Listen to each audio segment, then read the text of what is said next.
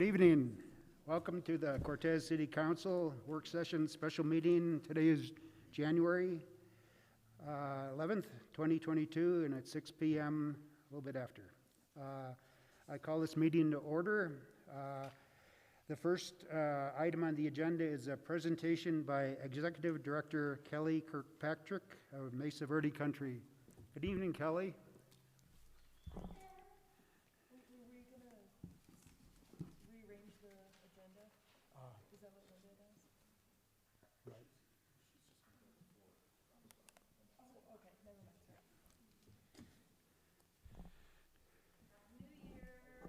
Happy New Year.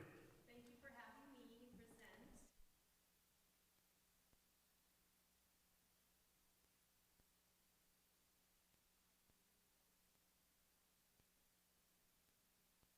Hear me now? Thanks. Okay. Happy New Year. Some of you are familiar with our office, some are not, so I'm going to give a brief overview. Mesa Verde Country serves as the marketing, educating, and management advocate for Montezuma County's tourism industry. Our role is to strengthen our competitive position by creating compelling traveler experiences, to preserve and sustain our heritage and outdoor resources, and to embrace collaborative thinking through regional and statewide partnerships. We create and implement new programs and opportunities, one to help lodgers capture more room nights. We do this with trainings, updates, programs, partnerships with the lodgers. Two, we also offer assistance and partner with tourism businesses and organizations to help them with their mission and ultimately keep visitors in the area longer during their visit. And we try to attempt to do this without sacrificing the essence of our community for our residents. That's really important to us. Today's visitor really, I think, wants to feel a connection to the place that they're traveling to, and I think no other place really offers that more than our very own backyard. We have one of the most unique destinations in Colorado, if not the Southwest, and 500,000 visitors to the national park every year agree with us. So, quick test. True or false, our PR strategy in 2021 converted $28,000 to a $2 million valuation in advertising and promotion for the region. True or false, Colorado attracts 84 million visitors a year. True or false, Governor Polis reshares our Instagram posts on his own account. True or false, tourism accounts for 15% of the economic base in Montezuma County. True or false, Mesa Verde Country's digital ads on Colorado.com is the most click-through ad on the site. If you answered true to all these, you are correct. Good job. It's a fierce competition for a traveler's dollar. And we research, we analyze future travel patterns and trends. We follow demo and psychographic data to determine which public relations, digital, social, and print channels have the best return on our investment. And so some ways in 2021 that we converted that information into successes include a successful partnership with the City of Cortez and CREA on, the mountain biking project in both 20 and 21, which promoted 3 trail systems. We had over 275,000 people engaging with our stories, our photographs, and content about our biking trails. We had 1,400 requests for travel planners and a 69% engagement rate with our content. We drew visitors back to the Welcome Center through engaging Google My Business posts. We had captivating giveaways, and in 2021, we welcomed 47,000 visitors through our doors. We also leveraged our budget to reach almost 7 million people last year through these proven channels and helped visitors discover what makes our area a great place to vacation. Our videos have been seen by over 300,000 viewers this last year. We host travel writers and photographers each year, including last year, who write compelling stories. They tell the world how awesome we are. And really, that's what destination marketing is. It's storytelling about our home, telling a story that, in a compelling way, using inspirational photos and video, digital, social platforms, public relations, printed tools like brochures, travel guides, newsletters, but we use all these tools in order to convey that message. And again, it's really important to us not to sacrifice the essence of our community for our residents. So tourism is a consistent long game. It's building our messaging over the years. This slide is showing that our strategy is paying off. We have seen $851 million in direct traveler spending over the last 10 years, a 22.6% increase in visitor spending. We think that's pretty good. While visitor spending did definitely drop from 2019, we didn't take as big a hit as many destinations in Colorado. A 32.4% increase in earnings in the last 10 years, as well as a 22.5% increase in direct tax revenue, is showing us that tourism does bring important revenue to our area. This slide is showing some more specific collections pertaining to lodgers tax, and you can see that the sales and lodging sales and tax was seeing some good growth from 2018 to 2019. And then in 2020, we did see a drop in sales, but not a huge drop in lodgers tax collections within the county. These are county figures. These are Cortez figures. Here you can see the hit lodging sales took in 2020 was more pronounced. We think it's because Cortez does have the majority of hotels. Travelers were avoiding hotels for most of 2020, but then resumed staying in hotels in 2021. So you can see where 2021 did increase tremendously, and we've seen a huge growth, amazing recovery in 2021.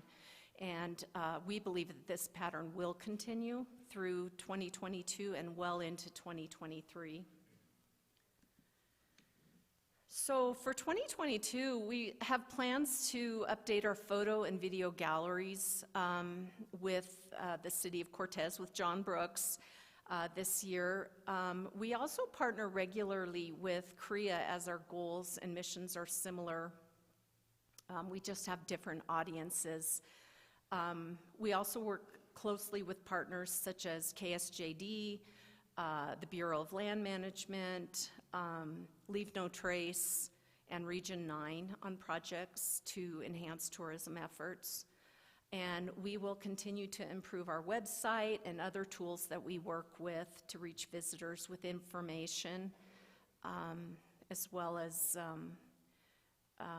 our efforts to build a stronger tourism community. I do want to thank Rachel and Matt for serving on our board.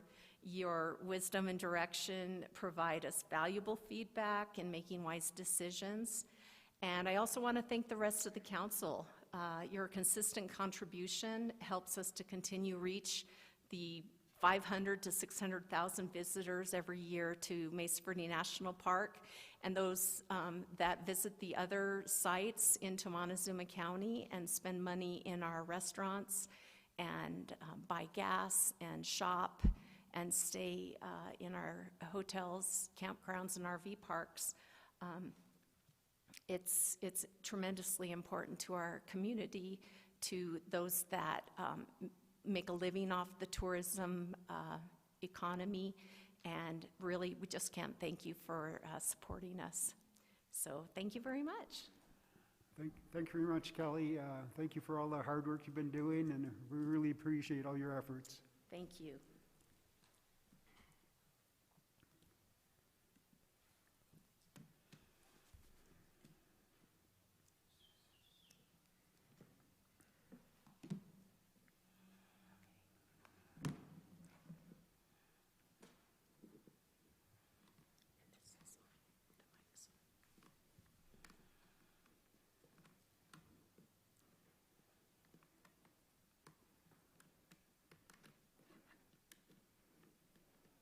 This is the first test, right? See if I can get this into my computer.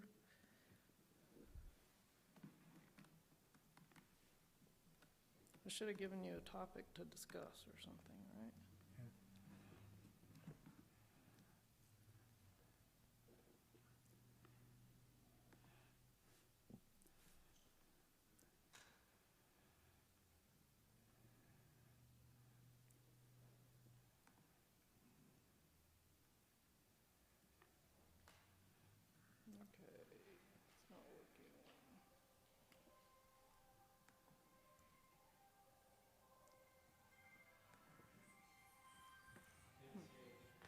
Yeah, I did. It's not doing anything.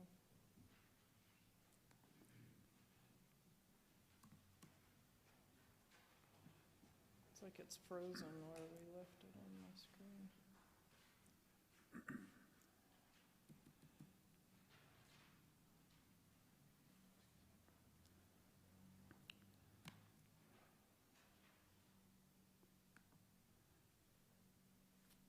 It's showing the desktop.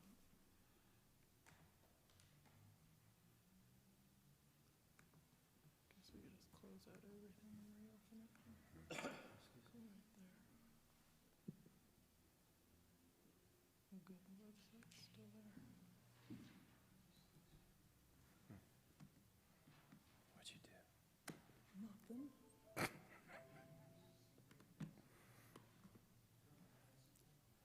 Hey, if it's not working for Shay, then I know it's not me, right? Oh, I know what it is. That's my daughter, by the way, on my desktop, if anyone's wondering who that picture is. It doesn't have anything to do with my presentation, but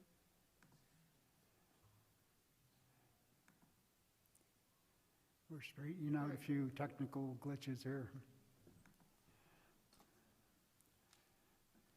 There you go. so did the internet stay open? Yeah. Okay. The internet? On the website, was the website still open?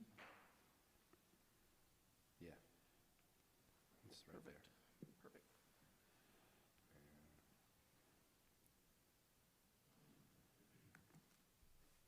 You're on the presentation page now, so to get out of that, hit escape. Perfect. All right, thanks, Shay. Our- Hey, everybody. Okay, our next presenter is the Executive Director, A.J. Dillon of Cortez Retail Enhancement Association, Korea. Good evening, A.J. Thank you, Mayor Mike. I'm happy to be here. Happy to see all of you. I think I've worked with everybody, maybe not Orly this year quite as much, but I'm really happy to be here. This is my first presentation to the City Council as the Executive Director for Korea. I've been in this position for a little bit over a year, and it was quite a year. So those of you that know me know brevity is not a forte of mine. So I am going to go through a PowerPoint real quick, and then the part Shay was helping me with, I'm going to actually take you over to the new Korea website that we just launched in October, because that's really the bulk of some of the things that we're working on. Yeah. A.J., if you could speak closer to the microphone when you sure. speak. Absolutely. That's Is it on still? Yep. There you go.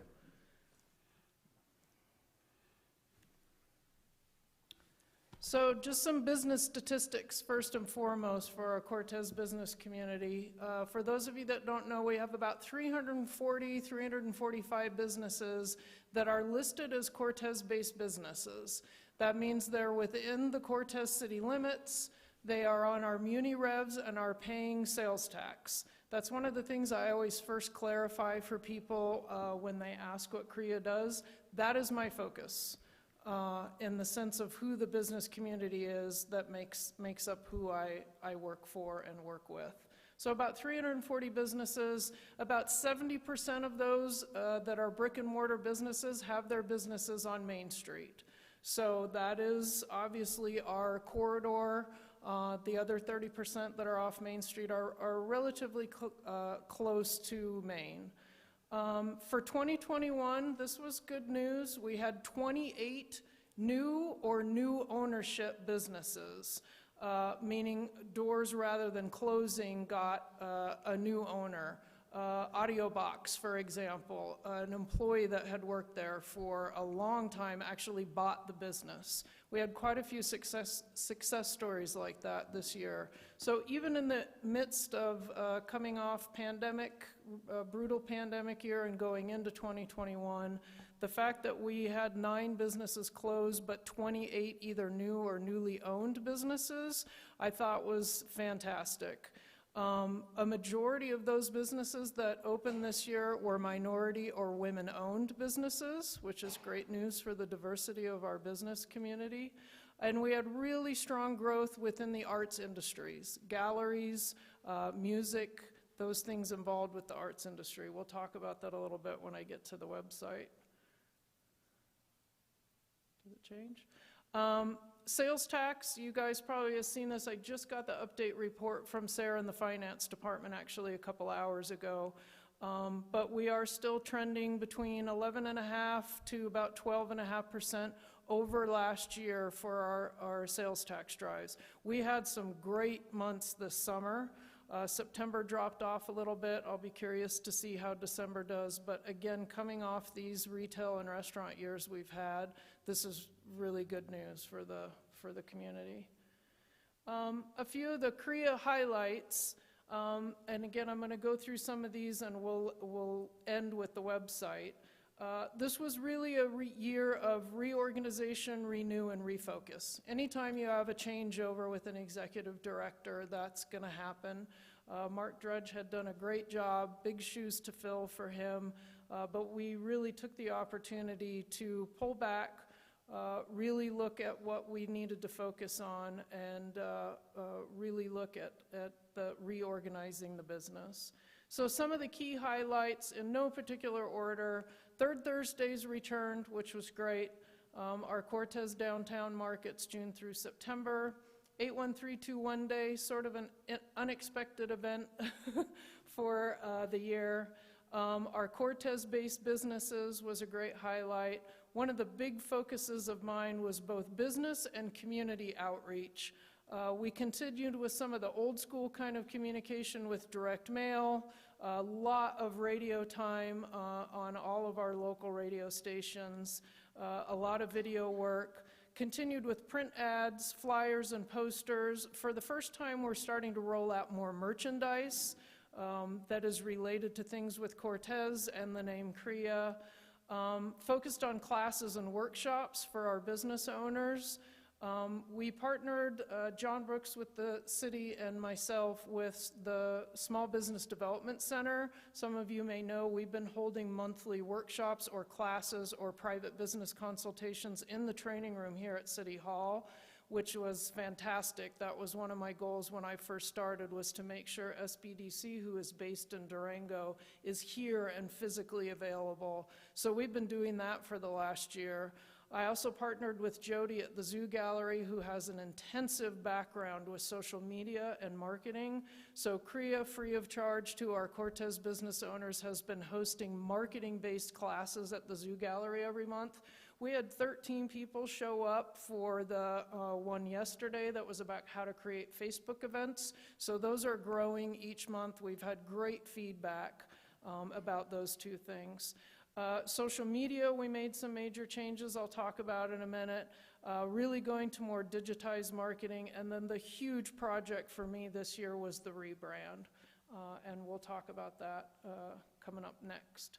So again, the return of Third Thursdays. John and I were very happy to discover when we got to the very first one in June that people were ready to come out.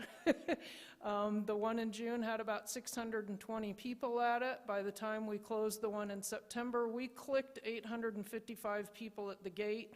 We think there was more than that, because especially when Ryan Shoup was playing, people were still pouring in. So we had great turnout for that this year.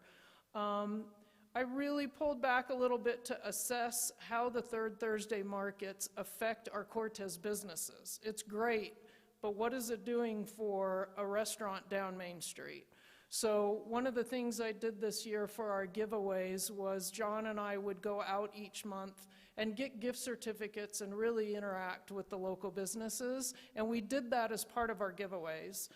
Those of you that saw me up on stage at Third Thursdays and heard me yakking about a bookstore or Love on a Hanger or whatever else, it was an engaged audience to talk about some of our local businesses, and giving away the gift certificates ensured that people were going and visiting those businesses.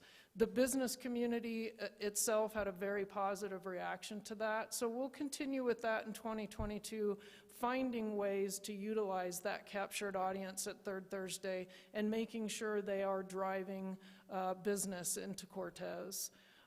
We had good growth for the vendors and the community organizations for their booths and their booth spaces as well. So great turnout for Third Thursday. 81321 Day, if those of you that were in town were asleep for some reason on August 13th, 2021, that was the day that we celebrated that our zip code matched the date. This could not have gone better. I was absolutely surprised, actually. I think our community was a little starved for something that was just positive and neutral. I had 2 people from the post office tell me that was the proudest day they've ever had working for the post office, which made me really happy. The 81321 shirts that John and I designed and put out became quite a commodity. So it was just a really good, positive, feel-good day. It was a strong revenue day for businesses. The city allowed us to do free swimming at the swimming pool. Just a really good, positive overall day, I think, for town. It was a lot of work, but it was worth all the effort. A majority of our Cortez-based events returned, and by that I mean all of our big hitters out at the Montezuma County Fairgrounds, the Home and Garden Show, the Ag Expo, the Gun Show, Rodeo, all of those big hitters out there, Celtic Fair, the Cortez Rendezvous, the hot air balloon here in town. Almost everybody came back on schedule and saw either flat to their last event or an increase in attendance. So again, despite the pandemic, a really positive year for those events. And everybody was willing and receptive for some new marketing and advertising strategies around their event. So a good first year for me and for them for sure. One of the changes for sure is I've put a much heavier focus on our social media outreach. We did about a 20% increase of Facebook followers, which in our area is pretty good, 360 more followers for Facebook. I did launch an Instagram account on behalf of Korea about a year ago. We have about 330 followers for that. Basically created actually a whole new Google business listing once the website was done, and we have been getting a phenomenal amount of traffic to the Google business listing and onto the Korea website. So that's good news that it's got up-to-date information on it. All of those platforms are used to reach both the business owners and managers and employees and their customers. We utilize the social media platforms for both of that. And you can see the growth there then with the Facebook numbers over the course of the last year. Digital marketing as well is something that I really have added to the Korea platform. Digital banner ads, such as is on the Cortez Journal, number one, it gives me trackable results. I can see how many people are actually looking and clicking through on that ad. I use the farmers market as an example 280,000 impressions with a 0.38% click-through rate. The national average is 0.35. This was the largest used digital banner ad ever in the history of the Cortez Journal. So great success story for Joe Nelson and I there at the Cortez Journal. They've been phenomenal this last year. Also digital advertising with the Daily Zoo, which has had great results, Moab Happenings. So that's an area that we're going to really continue to utilize. Those Cortez-based events that have good websites for me to take people to is really the crucial part, because they click on the ad and it takes them right to that event's website. In terms of business communications, I launched our CREA Constant Contact email and newsletters. All of you on the council are on that list. I know who's opened their emails and who hasn't, so make sure you're viewing those when you get those, because that tells you what's going on with CREA.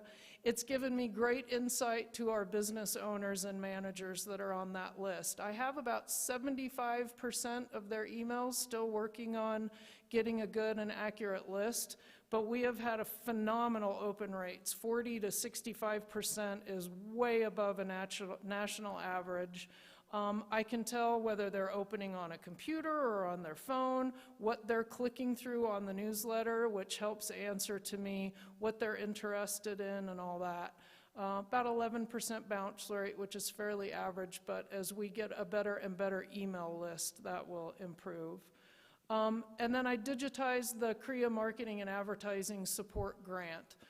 That was all done online this year. The application itself is on our website, and everything was done electronically. Much smoother process and really good feedback from our grant applicants for that.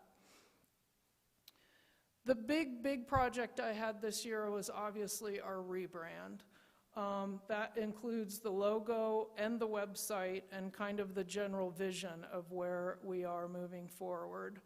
I've had some people ask me why rebrand at this point. This is just some of the bullet points as to why it's so important. The last website and logo were updated in 2015. Obviously, between colors and imaging, fonts, everything else, it had become a bit outdated. The previous CREA site was not mobile friendly, which we know in our day and age is not a good thing. Kind of low quality content for the photos. It was not really a good way to effectively communicate either with customers or with business owners. We needed a better platform in order to get that information out. The website was not search engine optimized captured, so that doesn't do me much good when people are searching for things related to CREA or related to Cortez and what we do. The old logo as well lacked versatility in the sense of this day and age with marketing advertising. You need to have something that can be used across platforms, transparencies, banners, merchandise, everything else. And we really wanted to reposition the CREA name to make it a little bit more visible and to bring some understanding of what we were doing. We felt like it was a really important time to clarify who CREA is and what we do. That was my ultimate goal with the website, that if anybody comes along and says, well, who are you and what do you do? If somebody asks the city council, what does CREA do? The website now answers those questions. Some of our challenges with the project, obviously limited time and resources, fairly small budget, and it's just me. So that was probably first and foremost, especially during this first busy year. This was not just a reskin of the previous website. This was a full, I wrote all of the content. It was a full brand new site. Same with the logo. We built that from scratch. So time consuming in that sense. One of the challenges for CREA is that we serve two different ultimate demographics. I need to serve the business owners and managers and employees, but I also serve our community and our customers. So getting messaging out to both of those demographics is really, really crucial in everything that we do, but definitely for the website itself. We wanted to make sure it was easy navigation because of that and because there's a lot of content to get out, but also to still respect and honor the original history of CREA, where it's been, what's happened over the course of the last few years, and ultimately what those goals are. When I was looking at the new color scheme as well, we really wanted to pull from the idea of Cortez. So this just gives an example of our inspiration board for the colors for the new logo and for the site. That is our new Rebrand color palette there. Put a lot of thought all the way down to the fonts being utilized on the website. That's important across different markets and whatnot.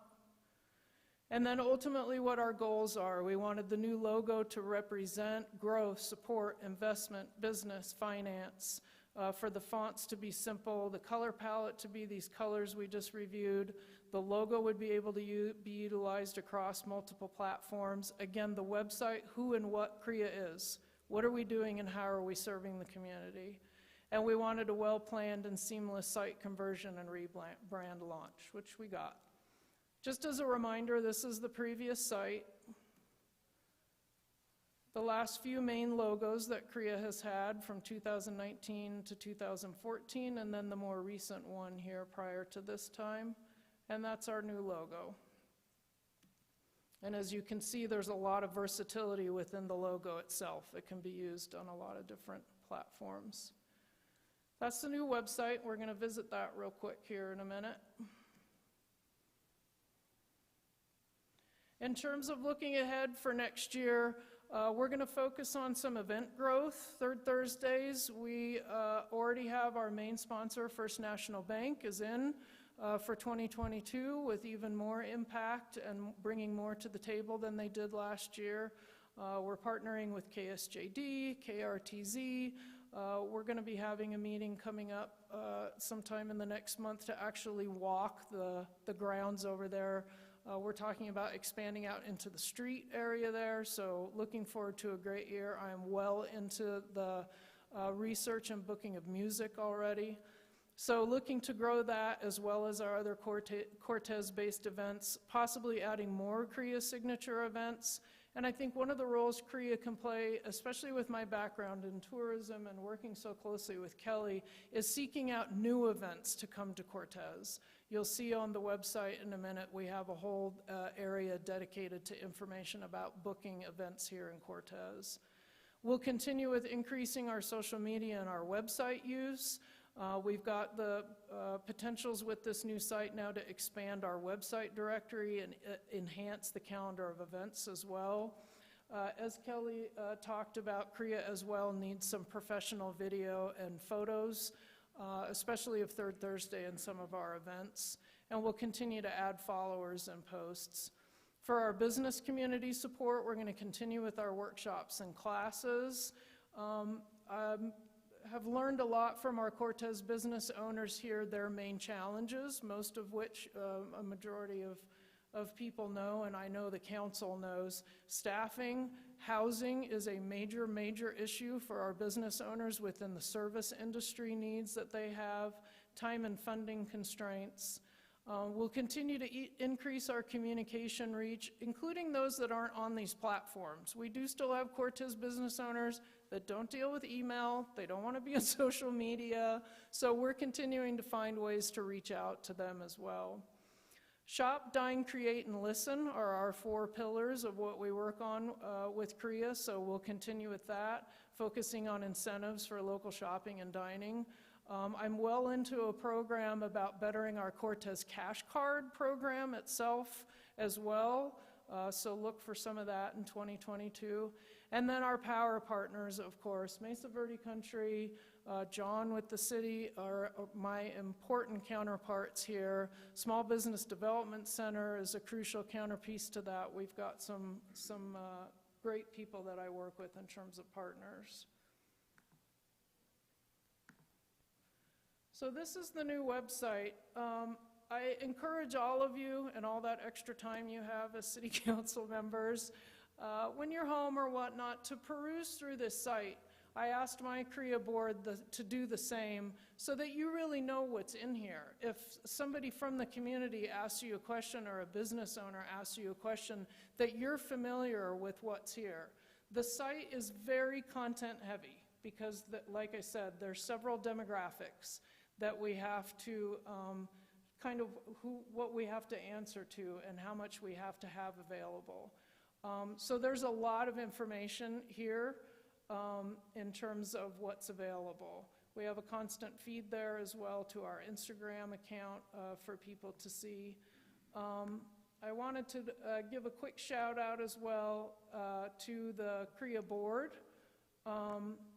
We are going to be adding some bios and some photos on here, but the board of directors I have for Cortez Retail Enhancement right now is fantastic. They are a diverse group of business owners. We have worked together well this year. They tell me what they think. They bring their ideas to the table. So I really wanted to say thank you to my current board. They have been unbelievable this year. And I think the diversity that they bring within the industries that they're in and their history, their personal history as business owners, families, everything else, what they bring to the table is a really, really great understanding. As I mentioned before as well, same with our partners. I've been so pleased to work with so many of our great, I call them power partners. Again, it's just me with CREA. We can't get any of this stuff done without everybody working together. So we've got a list of great partners that we work with there. So just very quick eagle-eye overview of that. We have our initiatives broken down, as I said: shop, dine, create, and listen. The focus on our retail, the focus on our restaurants and dining and farmers markets. The creative arts, I'm going to open that page there just because, as I indicated, that's an area that really has grown. 2 galleries opening this year, working closely with Sunflower Theater, and I think we have great potential to work on this area. We've already had a meeting about the murals and getting together to remap and talk about what's next for who's taking care of that. This is a great way to drive business into Cortez, and I've been really pleased with how that community is really growing, the cultural center as well. So we made sure to make this a front and center portion of our pillars for CREA. And then Listen Cortez, of course, is our local radio stations. CREA is very involved with all of the radio stations here in Cortez, as well as our native broadcasting with the Native Broadcast Empire, KKDN, and those areas that hit our native cultures down in Shiprock and those areas down there. Business support is obviously a big piece of what we do. We've got a full page dedicated to nothing but business and marketing assistance information for our businesses, starting with local, regional, and state resources for them. Again, just as an example here, this breaks down for them who does what and what it can do for the business owners here. SBDC, Region 9, you can see we've even got information here about health insurance, which is crucial for some of our business owners. And then a listing here of the things that CREA does specifically for them. We've got the Cortez Business Directory, which we have the ability to add stuff to.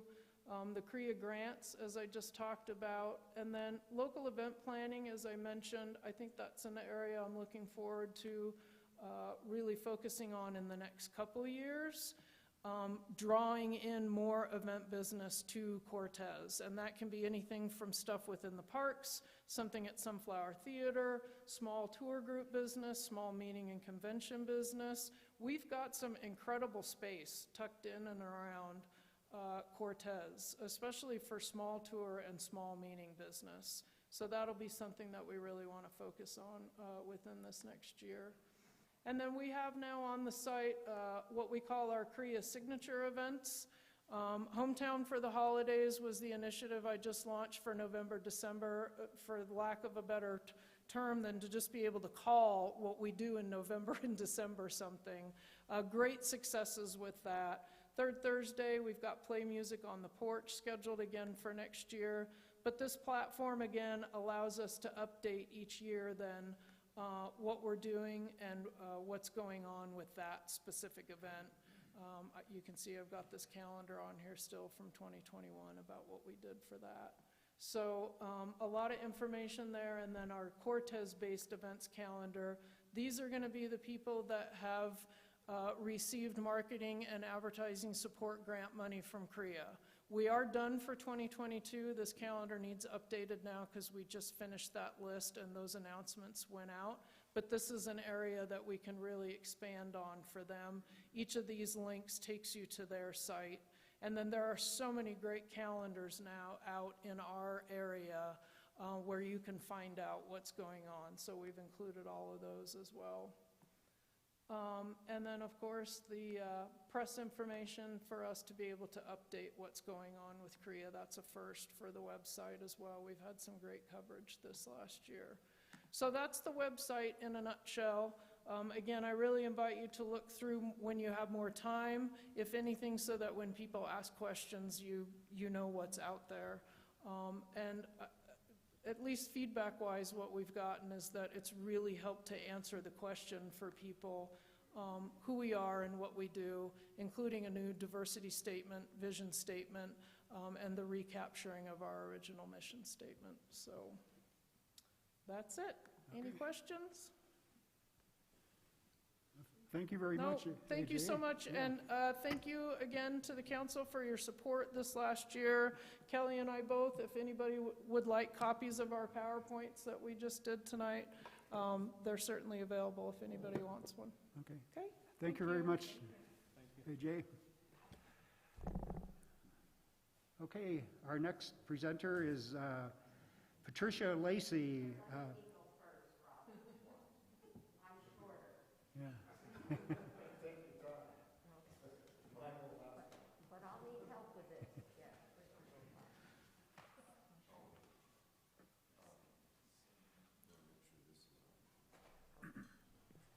Okay, thank you.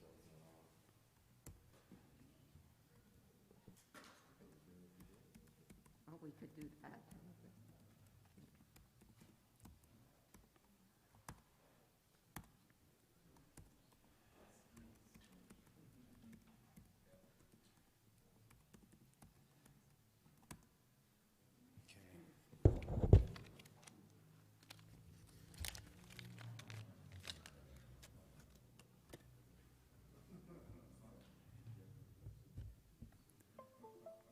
Can you get it to kick off? Yeah, give me 1 second. It's fun to be on the Historic Preservation Board. Is your microphone on, Patricia? Sometimes you get feedback. Okay. It's fun to be on the Cortez Historic Preservation Board, mostly because I'm very old now. Okay. And so the board appreciates someone with, a little vintage.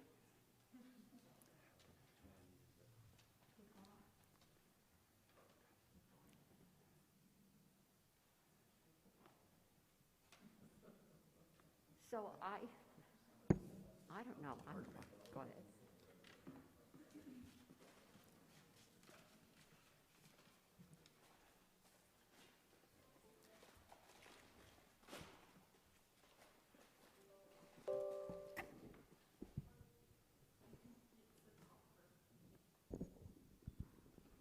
Thank you. Okay. I won't be using the PowerPoint right at the beginning here. The Cortez Historic, I'm Patricia Lacey.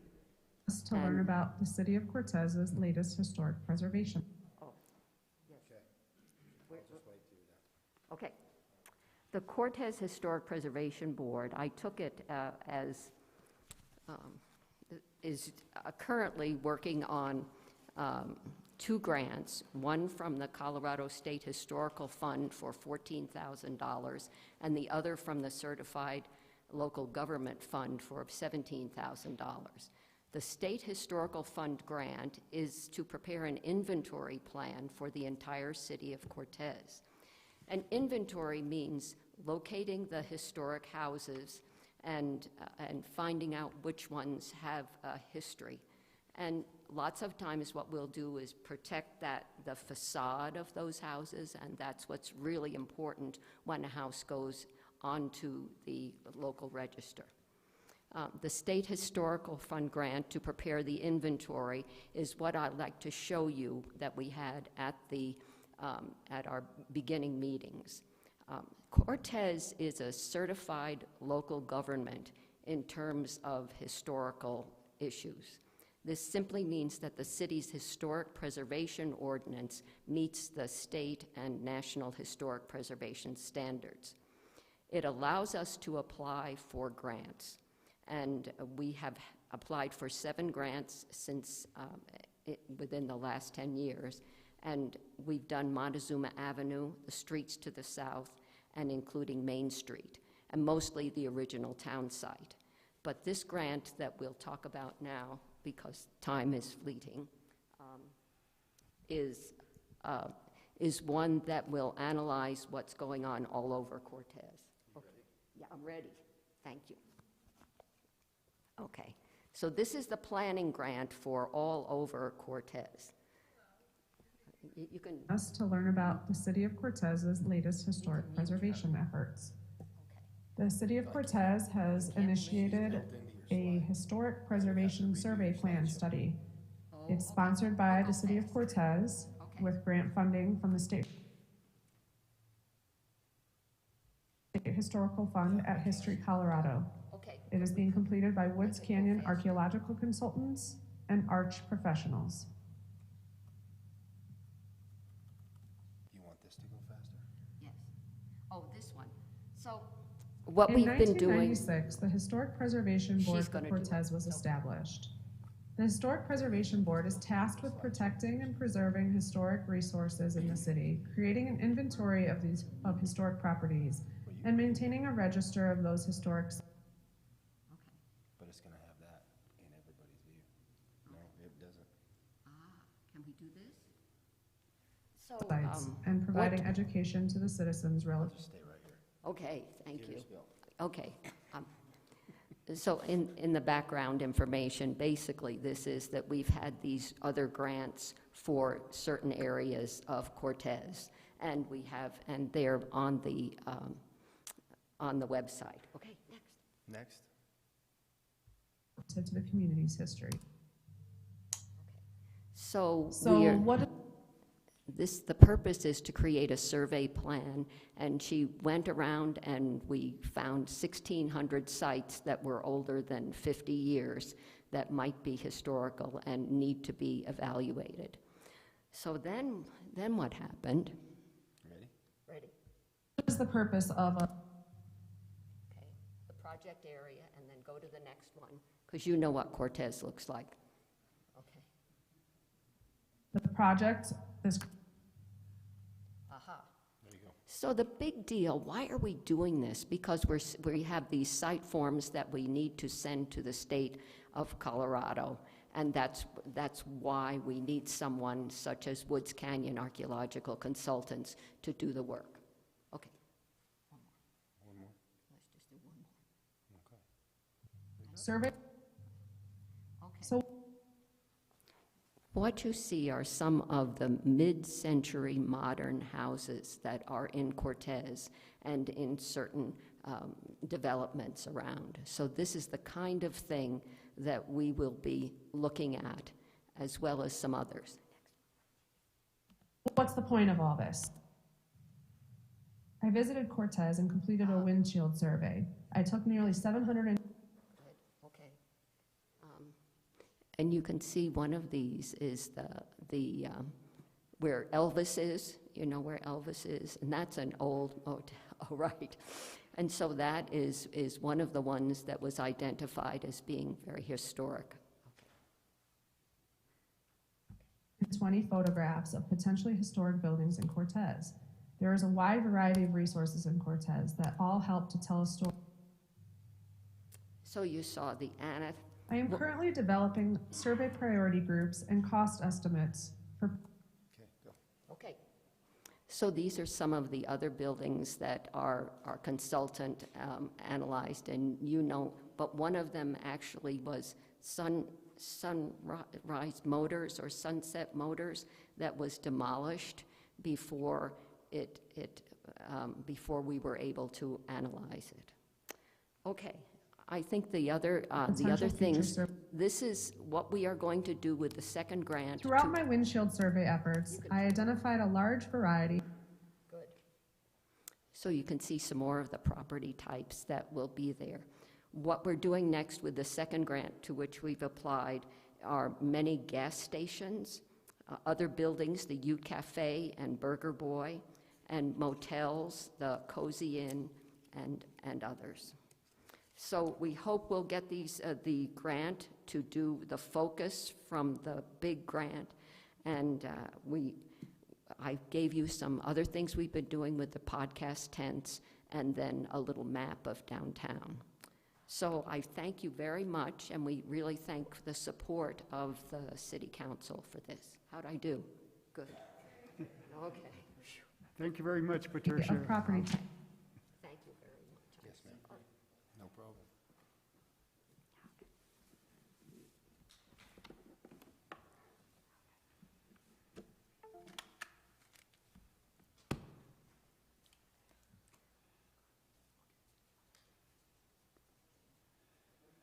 Okay, thank you again, Patricia. Our next presenter is Robert Remy from the chairman of the Planning and Zoning Commission. Good evening, Robert. Good evening, Mayor and council members. Well, we'll make sure you stay on time frame task. We appreciate Mike showing up to our meetings and hopefully informally or formally keeps you updated as to what's going on. And we understand that we only make recommendations to the council, and then council gets to decide whether things go forward or not. But in the last year, probably one of the, I guess, items is that we did lose a council or a commissioner due to passing away. But I would like to just name the commissioners that we have. Rebecca Levy is on there, Stephen Candelaria, Lance McDaniel, and Jim Scorch is the one that replaced our passing member, I guess. I would, you guys know everything that we kind of have going on. I would say it seemed like the first part of the year, most of the things were county development that was happening, but we have had a few things in the city that we see progress on. One of them is an urgent care, another urgent care that you can kind of see on Main Street there. And earlier it was addressed about having some housing available for, I guess, workers or whatever. The Pinion Project, just at our last meeting, is trying to develop affordable housing, is what they refer to it as, and it's off Empire, and we just approved what they needed to try to go forward to get their grant, and so hopefully there'll be some more things. The Calkins building, I noticed, is coming along with things. I don't know how many years that'll take to finally complete, but it's good that's going on. We did lose our assistant planner and our planning director, which I'm sure you're aware of, and we've been advertising since November, so we're kind of, the office is in limbo until we can fill in that individual. I'm open to any questions you might have. Jim's here to help out.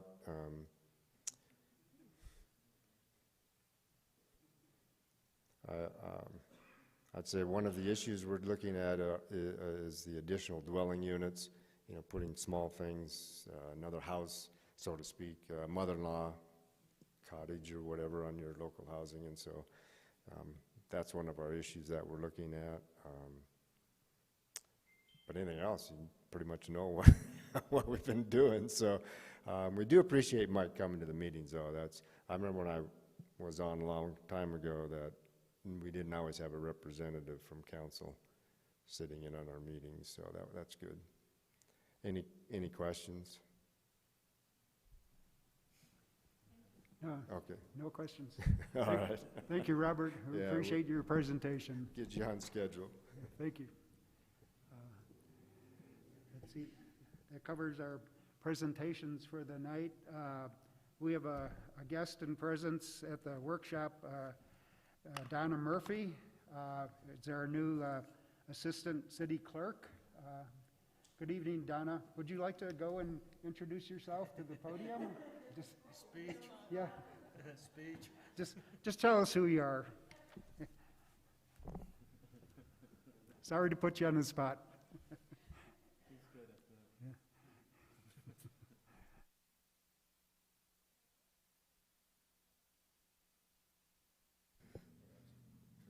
Is it on now? Okay. All right. So, hello, Council. I am Donna Murphy. I am the new Deputy City Clerk working under Linda. Super excited to be here. I don't know what you want to know. I come from Mancos. I actually have been working over in the town of Mancos for 3 years. So I'm happy to come to Cortez where I live and I can actually give more of myself to my community instead of a different community. So anyway, thank you for approving Linda to have me, and I look forward to working with you.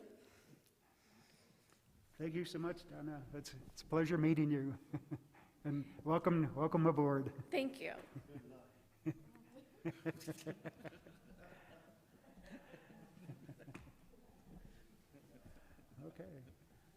Okay, that covers our presentations and introduction. See, we have some time for a general council discussion. Are there any items that the council would like to discuss tonight? I guess I have one. Okay, Rachel, go ahead. I guess it's kind of a question. I've had a few people ask me about our use tax, and so I was wondering if we could have Kelly present to us, kind of explain what that is, like the history of the use tax, how do you collect it, where does the money go, all those questions. Is that possible? Council members, do you want that in council meeting, or you just want a brief that we can send you that information? Yeah, brief, and then you can send us that. I know what it is. We'll talk tomorrow. Okay. Sorry. Yeah, you can take your time getting, yeah, thank you. Okay, any other items for discussion? One of our council members, David Rainey, was interested in just pursuing the idea of returning to hybrid council meetings. There's the new variants, the Omicron virus is spiking in this area. So he was just wondering about possibility of, in the future maybe, if needed, to have hybrid council meetings like we had in the past. So, if you have any ideas on that, or would that require an emergency declaration again? Maybe we'll check with our city attorney, Mike. No, it wouldn't, and it would require perhaps at least a motion and a vote, or a, what do you call it, a resolution. But it appears in the charter, under the powers of council, that you have the power to determine all matters of policy, except as otherwise provided in the charter. And so this would be rules and regulations about how you want to conduct a meeting. So I believe if you wanted to allow that as a general rule or under specific circumstances, or you could do that. But we would have to put it on the next meeting to either have just a motion and a vote, or a resolution. Okay, thank you, Mike. David, can you hear me?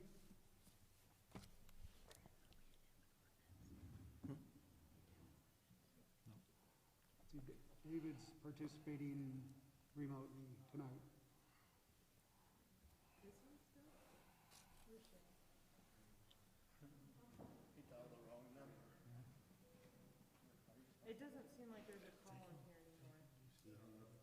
Okay.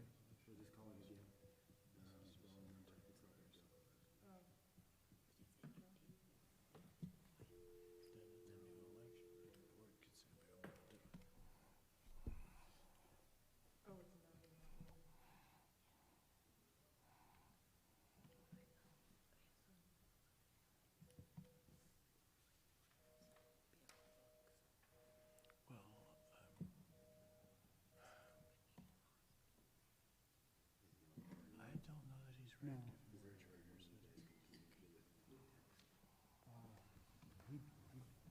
He doesn't have a cell phone.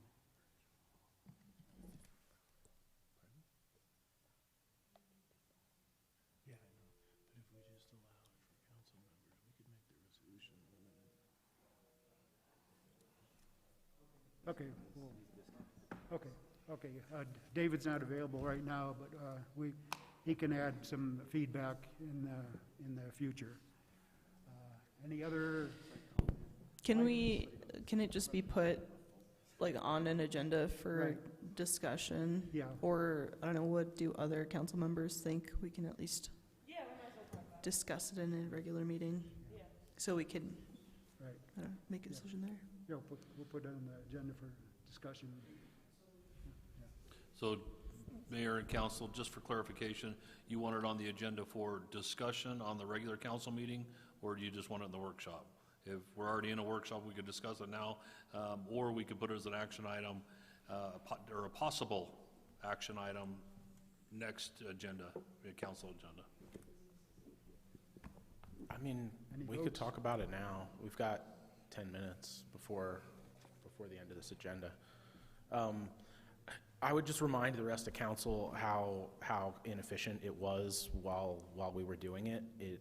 It didn't work very well, and I think if you look at the last like 6 to 8 months since we have been fully in session, we've actually been functioning as a council, and I don't know that we were before. So I would say that I would be against it. I think we're capable of coming with precautions and with vaccination now as an option. I think there's no reason for us not to be in the building. Do we see any trends in other communities that are considering that option again with the rise of Omicron? I've not looked at anything or seen anything come across. The only orders or whatever, I shared them with Drew, came out of the district court. And the district court for the 22nd Judicial District is not going to have jury trials in Montezuma County because of the high rate increase, but they're going to allow them in Dove Creek in Dolores County because the rate is lower. That's the only thing I've seen anywhere, and Durango has already, in Archuleta, La Plata, and San Juan counties, canceled jury trials because their rates indicate to them. And that's what they based it on. So and I haven't heard any other governments do. Yeah, the short answer to your question is we don't know. We haven't really looked at that. There's really been nothing over the listserv discussing it. You know, I think if they are, they're just kind of doing it, and whatever works for them. I think Dove Creek still, but they're still operating under an emergency for water and some other things, so they're still having Zoom participation by board members. I think if we were going to do it on a permanent basis, we'd need an ordinance, but if you're just going to do it temporarily, we could probably get by with a resolution. And you could limit it. It might just be for council members that were at risk or ill or whatever, to allow them to participate or not. We don't have to do it. It's more of a rulemaking thing for you folks, how to conduct your meetings. Kind of like you'd be adding to Robert's rules if you would. I think my preference would be to not have a hybrid setup again. And I agree with the inefficiency piece. Any other comments? Matt, do you have any ideas on that? I'll be honest, like I wasn't here before to see how it operated remotely, but I, don't want to discount David's concerns. So I do agree with Robert and with Arlena that, in person is definitely more effective, I think, than remote. So I am kind of partial, though, to the idea that Mike floated, that maybe it could be for someone who might be immunocompromised or might be ill or just on an occasional basis, but that, we, by and large, are an in-person board. That's just my opinion. Right. Okay. And it looks like maybe we'll just keep an eye on the figures. If it looks like there's some kind of spike evident, in this local area, we'll readdress this idea. Yeah, for me, either way works for me, so. Yeah, I agree. It's much more efficient doing this in person, but just in the chance that it might be a health problem, we should consider that also. Well, and I feel like we didn't have the ideal setup, and we would probably have to invest some money to kind of improve that hybrid quality so that everything is still getting on the YouTube video, we're all able to still communicate effectively and see the screen if we need to. It's just, I feel like there was a lot of issues, and it also costs a lot of money to have 3 IT people here for more. So I feel like we'd have to be prepared for the financial cost too, okay. If we want to go that route. Okay, thank you. Okay, are there any other issues to discuss tonight? If not, I'll adjourn this meeting. Our regular meeting will commence at 7:20 p.m. Thank you. 7:30.